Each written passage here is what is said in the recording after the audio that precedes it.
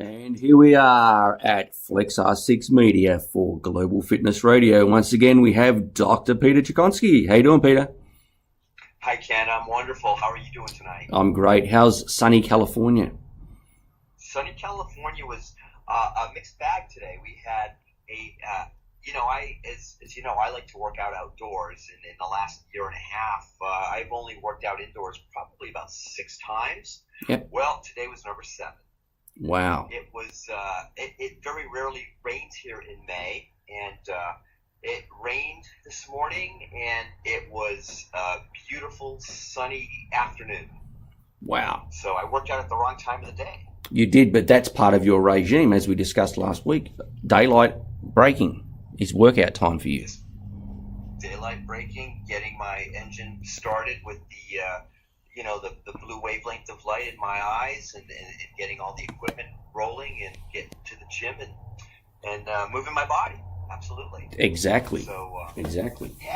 Yeah. How's the weather down there? Is everything getting a little changed a little bit? Yeah, getting very chilly. We've had a good day today. We're sitting around 50 today, which is good for here. Okay. But we've had some maximum daytime temperatures in the low 20s, which is not good. Well, that is not. And you're talking Fahrenheit? Yes. Fahrenheit, right? Yeah. Yes. Wow. Yeah, that's a little chilly. You get snow, right? Yeah, we do. Yeah. Are you at some altitude? We are. We're sitting around 900 meters here. Oh, sorry, which would be 2,700 feet, maybe 3,000 feet. Okay. Yeah. Okay. Well, actually, there's some advantages to sitting a little higher, because the topic I figured we'd cover today is we talked about the blue wavelength of light, which runs our master clock. We talked about the red wavelength of light, which gets about up to 30 centimeters into our body and creates energy and runs our mitochondrial function and efficiency maximally. So make plenty of energy from red. Yeah. And we haven't really covered ultraviolet light, which is purple light. And purple light is it's not in the visible spectrum. It's a very short wavelength of energy, and there's pros and cons, as we all hear about ultraviolet light in our biology. But there is major benefits to ultraviolet light, and before we start with it, the higher the altitude you live at, the more available ultraviolet is throughout the year. Wow. Interesting. I don't know if you knew that or not. I didn't know that, no. So those that live in cold climates but are at elevation, like in Europe, in the Alps, if you're the higher up you are, the more access you have to ultraviolet light year round, which, what we call it when it's not available is vitamin D winter, because we make vitamin D from ultraviolet light, right? Yeah. And, so you might have a bit of an advantage, even though, like we talked about before, less light, more cold. Yep. Cold thermogenesis, you can get some, good mitochondrial efficiency and energy that way. Yep. And if you are also at a little higher altitude, you may also have access to more ultraviolet B for a longer period in the year. Yeah, wow. Here in Southern California, we never experience vitamin D winter. Although, the window of vitamin D is small in, December and January, but we still are able to make it here between about 10 and 1 or 1:30. So we still have an opportunity, and wherever you are in the world, you can plug in. We've talked about the D-Minder app, which measures in your vitamin D exposure and availability. Yep. So you might check your app, and it'll tell you when you can make vitamin D. And I'm going to guess that you probably will make it where you are longer than some other people or areas in your neck of the woods. Yeah, I'll check that and I'll get back to you. I'll let you know what the window is this time of year on D-Minder for ultraviolet light. Yeah, because where I'm at right now, we got lots of it. We got it. I think it starts. Let's see, probably 8:20 a.m. to 5:09 p.m. Yeah, wow. Is so we get loads of vitamin D there this time of year. But and we talk about vitamin D, and we're talking really about ultraviolet light. So ultraviolet light comes in 3 different varieties: ultraviolet A, ultraviolet B, and ultraviolet C. And interestingly, ultraviolet A is what gives our skin color. It's what affects the cells in our skin that protect us from ultraviolet light. You know, we have our own natural protector, which is melanin. Yep. That's why you get a little darker, right, when you're out in the sun. Yep. And that's the ultraviolet A that is doing that work. So that's a good protective mechanism. And it's ultraviolet B that makes vitamin D. And, you know, it makes vitamin D by interacting with cholesterol in your skin and converting it to vitamin D. Wow. So, is it HDL cholesterol or LDL cholesterol that interacts with? So neither, because HDL and LDL are actually proteins that are made in your liver. Okay, right. So yep. Those are the tugboats that carry the cholesterol that is in your blood yep. To where it needs to go. Okay.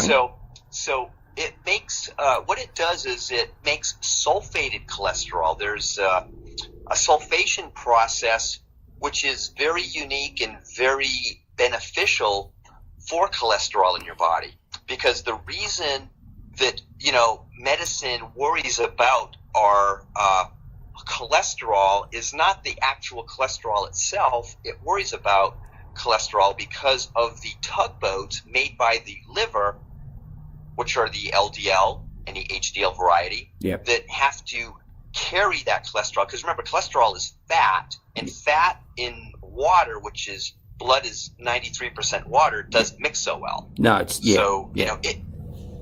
Yeah, so it needs that. It needs that that tugboat to carry cholesterol where it needs to go. Okay. But when you actually make vitamin D from the cholesterol in your skin, you literally sulfate that cholesterol at the same time. So, you know, we're talking about vitamin D, which is, we call it the sunshine vitamin, right? Because it's got many, you know, amazing benefits. But what ends up happening is, you know, as a side note, when you sulfate cholesterol, you don't need those tugboats. You don't need LDL or HDL, because that sulfation of that cholesterol now takes it and it allows it to travel through the blood without a tugboat. It becomes what we call hydrophilic, which means water-loving. So that sulfated cholesterol can travel where it needs to go. So you literally and we've spoken of the 3 major benefits of cholesterol in the past.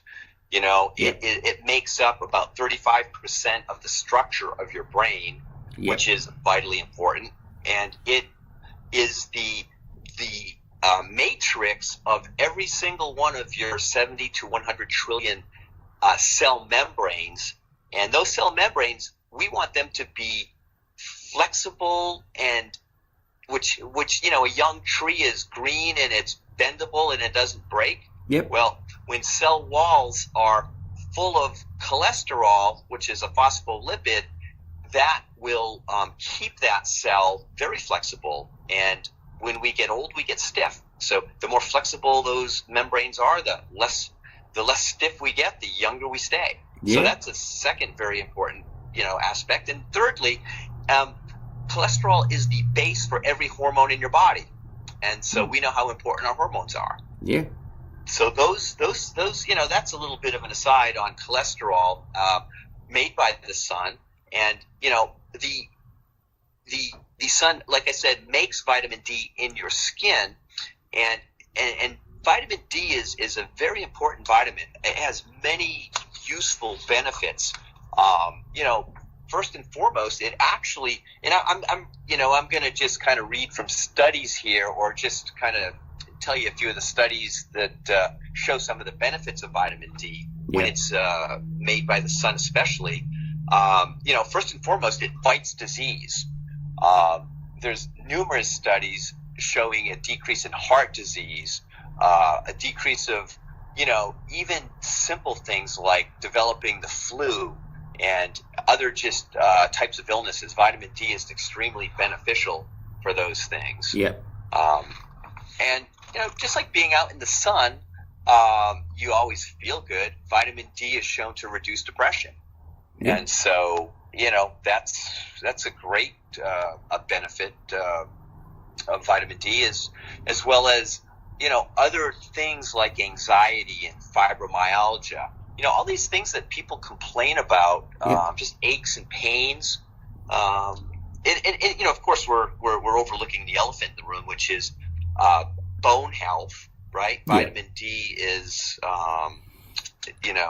vital for bone health. And, another interesting benefit of vitamin D is it boosts weight loss. Yeah. So, there you go. that can't be a bad thing, right? Yeah, especially for you and I. That's a great thing. So that is another, that's another big benefit of vitamin D. Wow. So, and when we don't get enough vitamin D, the flip side of that are symptoms such as tiredness, aches and pains, a general sense of not feeling well, muscle pain, that's the flip side of not getting enough vitamin D. So ultraviolet light makes vitamin D. Everybody thinks that, they need to take a lot of vitamin D, but a lot of these benefits are not available by just taking supplemental vitamin D. However, if you do live in a vitamin D winter, or if you, are in an area where there's just not a lot of D available, there is a benefit to some of that stuff, but you want to really take advantage. Yeah, I must admit, I do take a vitamin D every day. So. Yeah, and I think a lot of people do. The way I get my vitamin D through my food is, there's some of the foods that contain vitamin D in really good quantities something I had tonight for dinner is salmon. Yeah. Salmon is high in vitamin D, as well as something I eat every day, shrimp. So, we're talking about fish and seafood. Yep. Shrimp is really great for DHA. We talked about, having a big DHA cloud in your brain, so you're really smart, right? Yeah. Well, vitamin D is also, part of that seafood chain. Yeah. So, sardines, salmon, egg yolks, some of the things, if we're on a ketogenic diet and we're eating some of that stuff, those are super benefits of vitamin D. Yeah, wow. So that's a good thing. And so that's one, ultraviolet light makes vitamin D. Another really interesting fact, I think I left you with this last time, that there's some little known information, and I think I told you NASA doesn't even know some of this information. And the sun makes ultraviolet A, ultraviolet B, and we just covered those. Yep. It also makes ultraviolet C. That is the shortest wavelength of ultraviolet light. But interestingly, ultraviolet C does not make it into our ionosphere. It never enters the Earth's atmosphere. Yep. So we don't have vitamin C never reaches us. Yeah. But and this is according to NASA, okay, and various other sources. But here's the interesting fact, and science doesn't really know this, and there's not many people on the planet that know this, but you will in a minute here. Yeah. So ultraviolet C is something that is needed to take. So you know what tryptophan is? An amino acid. It's an essential amino acid, Yep. right? Yep. Tryptophan. Do you know what tryptophan makes? Tryptophan makes serotonin and dopamine. Oh, wow. Those are two very important things. Yeah, the feel-good things. Wow. Yeah, but do you know how tryptophan makes serotonin and dopamine? No. It makes it in a wavelength of light in our body, which is in the ultraviolet C range, which is about 290 nanometers wavelength. It's a very short wavelength. Yeah, But that wavelength of light or ultraviolet light does not reach our planet. So how the heck does tryptophan, how is it activated by ultraviolet C to make dopamine and serotonin? That's interesting, Mystery, isn't it? huh? Yeah, it must be triggered by something, yeah? Something must trigger it that's... Yeah. Yeah, well, Wow. so here's how it works, and this is something that was just discovered. Well, it's been discovered, but a lot of people in science still don't really understand it. If you look at a lot of the literature, they know we have serotonin and dopamine made from tryptophan with the that wavelength of light, which is ultraviolet C. Yep. And here's how it works. You know, we've covered deuterium in the past, and I don't know if you remember much about what we talked about with deuterium, but deuterium is that what we call a hazardous waste that is the heavy hydrogen from water that wreaks havoc in our mitochondria, Yes. and it can break everything, and it can cause the cancer state, and it can, when it gets in the wrong place, that's why it's a hazardous waste, it can cause every disease known to man. Yeah. When it gets in the mitochondria, Yep. right, where it does not belong. No. But, you know, deuterium is naturally occurring on our planet in food and water, and it is vitally important. So we get it when we drink water and when we eat food, specifically carbohydrates. And where deuterium belongs in our blood, kind of like a nuclear power plant, you know, that uranium is deadly when it gets into the wrong place, right? Yeah. If there's a meltdown, and it's vitally valuable if it's making nuclear power. Yep. Right? Yep. So that's what deuterium is in our body.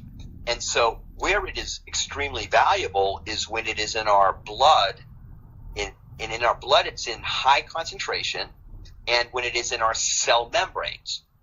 But for the purposes of what we're talking about today, that deuterium that is very rich in our blood is made, it's very rich in our blood.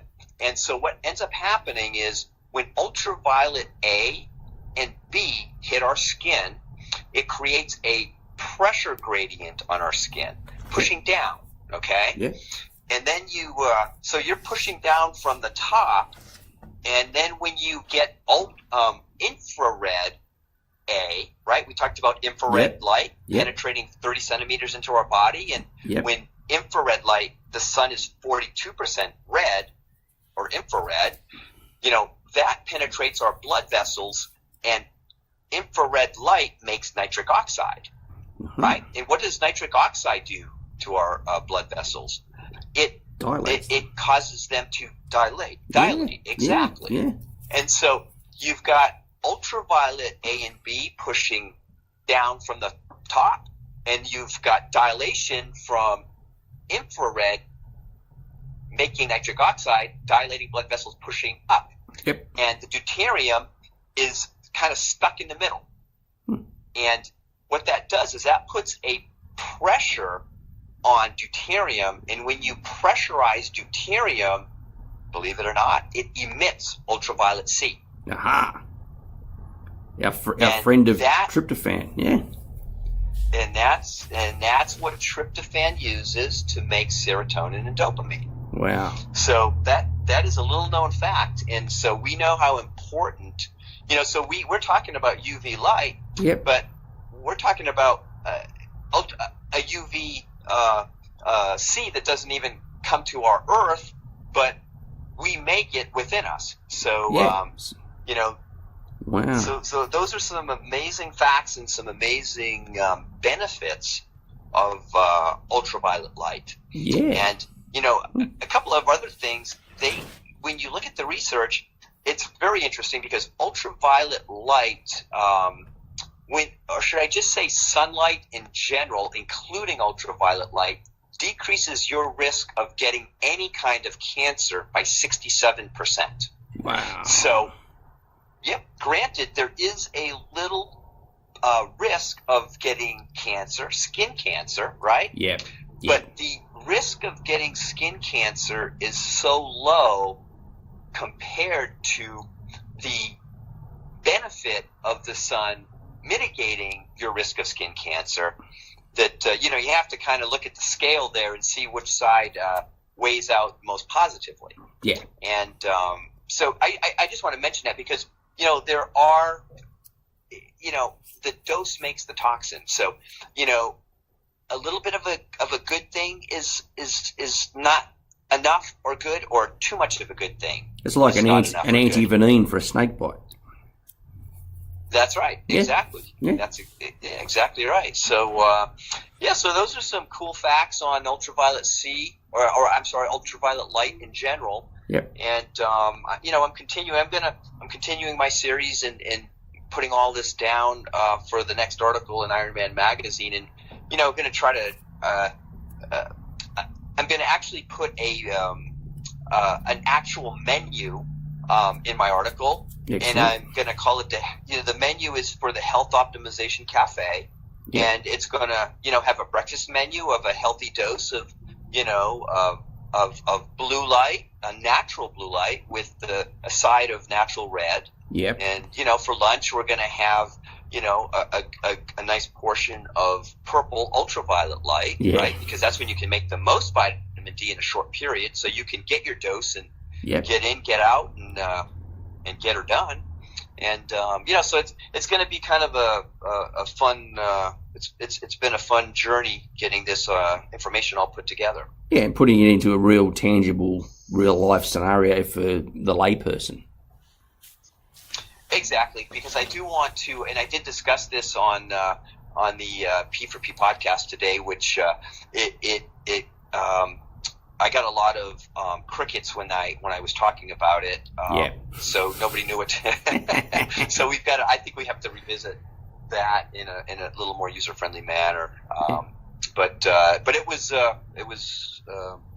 it's information I think nobody realizes.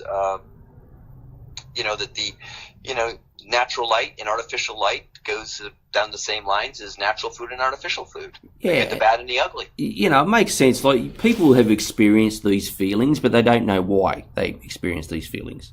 Good or bad. So now I know why I feel so good in summer.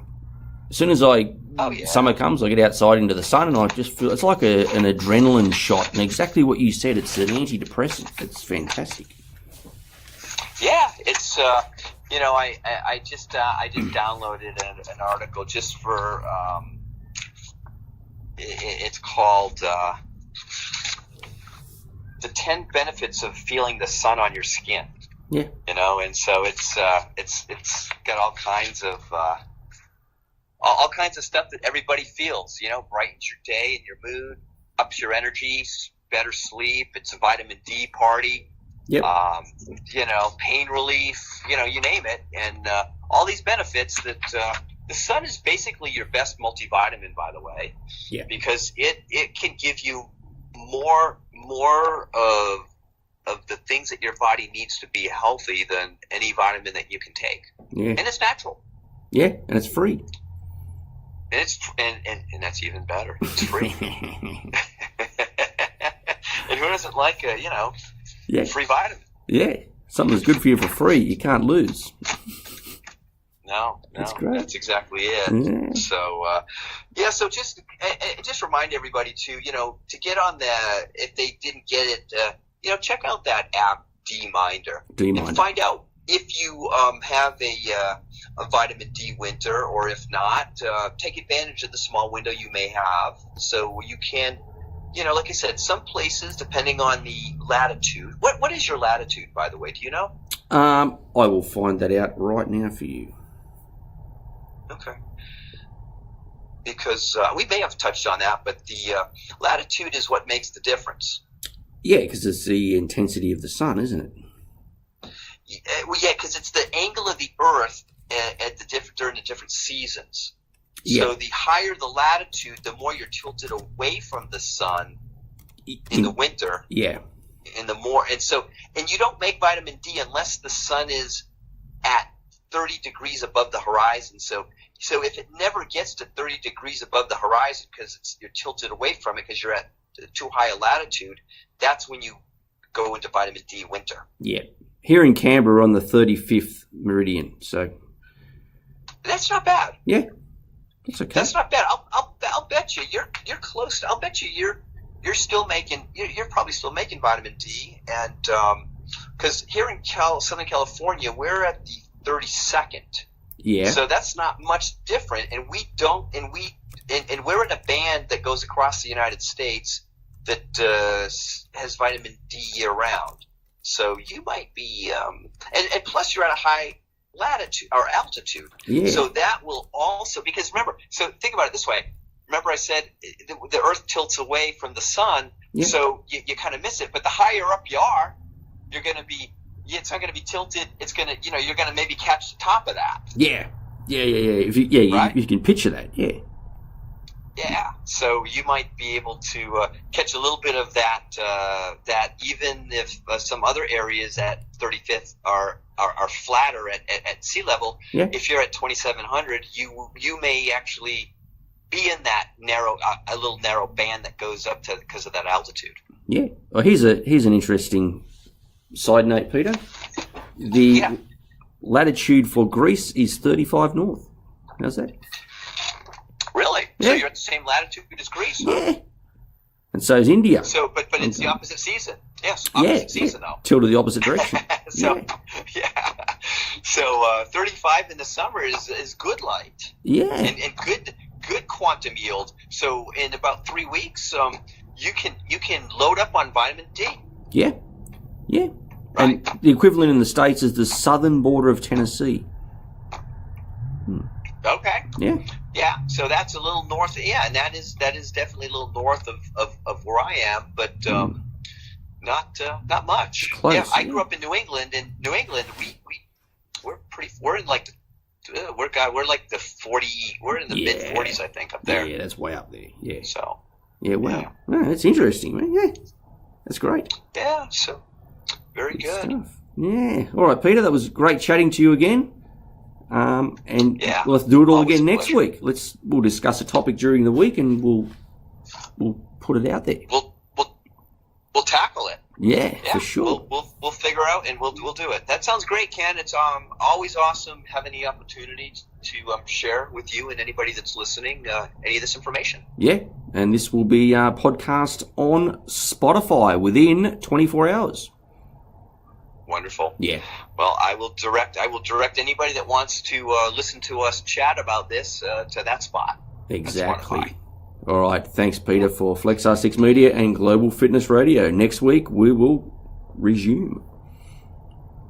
Oh, great. Have a great night, Ken. You too. Bye now. All right. Thanks.